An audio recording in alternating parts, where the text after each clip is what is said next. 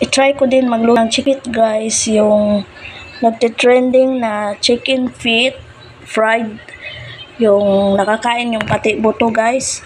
Ayan o, mataba yung chicken feet ngayon.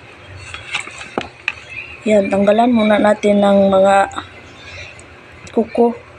Ayan, magluto na tayo. Ay, linisin ko pala muna. Ready na yung ating pressure cooker na napakalaki guys.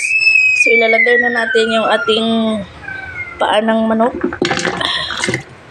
Ayan. Tapos yung ating mga sangkap. Ayan.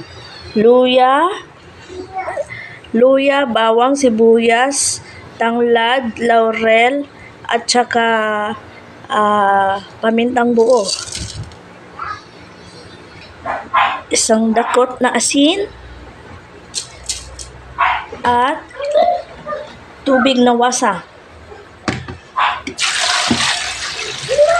Ayan.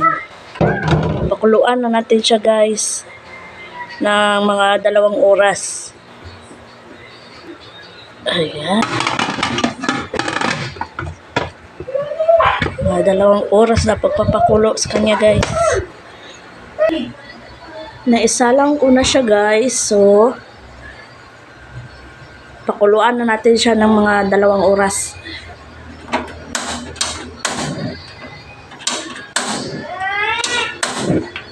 Ayaw pang mag-sindi ng aking kalan.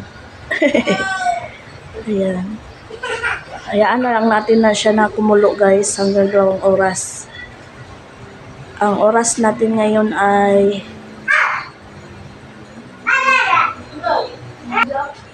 oras natin ay 9:38. So, mga 11:38. Check natin yan siya. I-check na natin guys kung malambot na ba itong ating chicken. So, pasingawin lang muna natin siya. Ayan. Sinindihan ko lang siya sa mahinang apoy. Bali, ang ano niya is 1 oras na siya guys. So, check na natin yan siya. Kung malambot na ba. Gumawa lang ako ng pangmalakasang luwag. Salamat sa nagawa. Homemade. Open na natin, no? Para i-check natin yung ating paa ng manok. Kung malambot na ba siya. Ayun.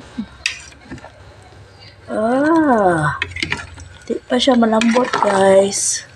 Kulang pa siya sa laga. Yan o, yan o. Hindi pa. Laga pa natin siya. Gagawa ako, guys, ng yung butter ng ating chicken. Yung pagkasawsawa ng chicken natin. Ayan. Well, ito lang yung nasa kusina ko, guys. Ito lang yung paghahaluin ko. Dahil yung chicken natin, guys, is malasa naman na yun. Ayan. Ito. Malasa na yung chicken natin. So, paghahaluin ko lang yung crispy fry. Tsaka yung cornstarch para sa dipping natin pag-fry.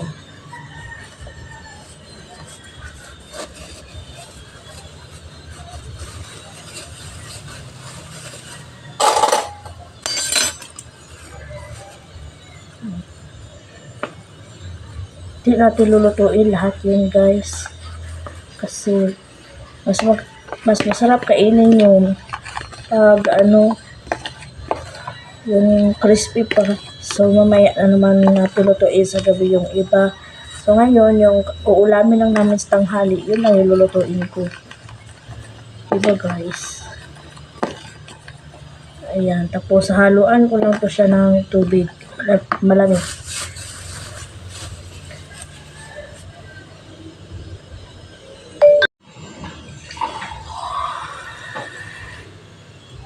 Ito Ito na yung magsisilbing butter ng ating chicken, guys.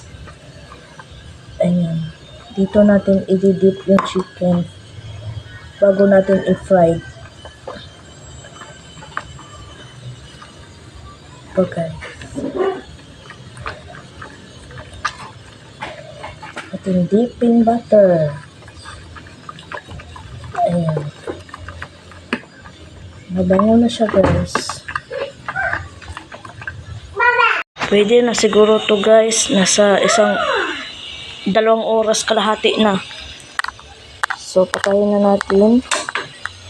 At saka pabahawin. Tanggalin na natin to. Pasingawin.